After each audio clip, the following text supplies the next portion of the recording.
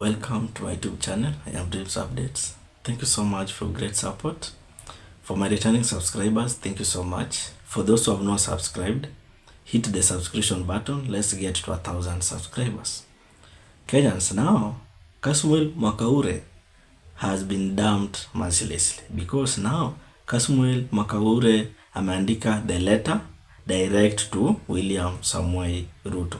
And the letter, the way it is, inaonyesha kuwa Kasmuel is regretting from doing something. And this thing is him associating with the Kenya Kwanza government. And we can remember the last time people were telling Kasmuel Mwakaure, don't associate yourself with this kind of government. But at that time, Kasmuel Mwakaure aliona that this kind of government itakuwa benefiting.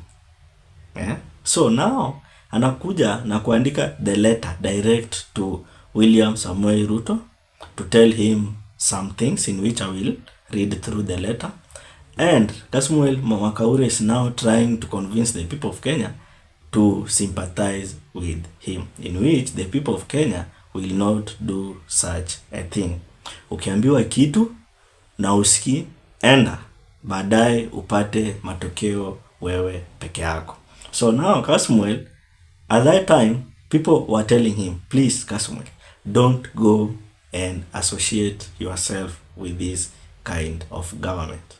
But at that time, Kasmuel had a lot of pressure, and finally he associated himself with the government. So now he's coming out to tell the government what to be done and what they didn't do as a government. So this shows that Kasmuel now is out of the government clearly.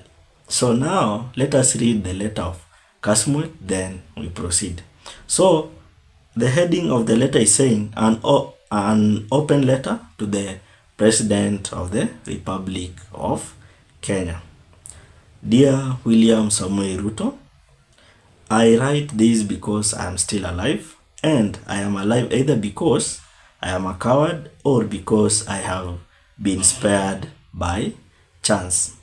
I believe it is both, but mostly the former. I write with a quivering voice, unsteady hands, and disillusioned mind. So you can clearly hear what Kasmuel had write inside this letter. As I proceed, anasema, social media may not be the most dignified forum for addressing a head of state, but it is where you first heard my name. I will not seek a meeting. The gatekeepers around you will not permit it. And even if they did, I will have little to say that has not already been spoken. Some of it in the crimson blood of slain youth, some of it in the haunting silence where their laughter once lived, and some of it in the yawning voids they have left behind. Mr. President, I invoke your story not to flatter, but to awaken your empathy. I do not seek your sympathy. Sympathy is the child of privilege. Empathy, however, is a bridge between equals. You can clearly hear what Kasmuel is trying to bring out.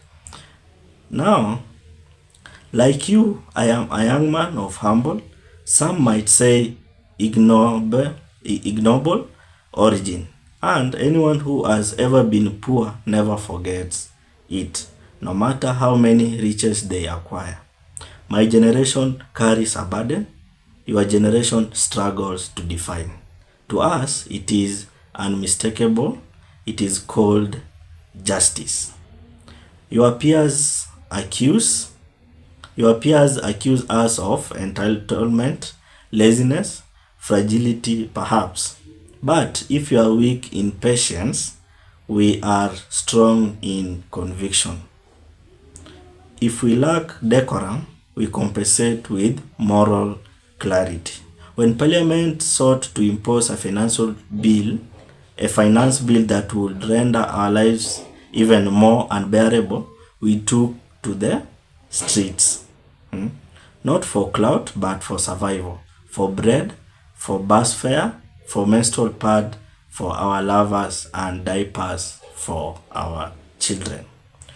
Then anaendelea akisema, we asked for accountability, for an end to the theft that masquerades as public service, for a debt audit because our futures are auctioned off every fiscal year, for an end to police brutality. These are not radical demands. They are the minimum condition of a functioning society. But under your administration, they remain myriads. You can clearly hear what Kasmuel is trying to bring out, because this letter tells a lot. Since you hold a PhD, permit me to engage you in the language of science, physics, specifically the laws of motion. So, Kenyans, you can clearly hear what the Kasmuel has wrote inside this letter of his. And this letter is directly to the President William Samoei Ruto. And at that time, earlier before, people were telling Kasmuel, don't associate yourself with this kind of government. And at that time, Kasmuel alikuwa amefunga masikio na alikuwa amefunga macho na hakuwa anafikiria. So now he's coming out to blame himself for what he did last time. So, Kenya, what's your opinion on this? Drop it at the comment section. Otherwise, thank you so much for great support. If you are new in the channel, hit the subscription button. Don't forget to like, share, and comment to the video. Otherwise, thank you so much. Let's meet in another video.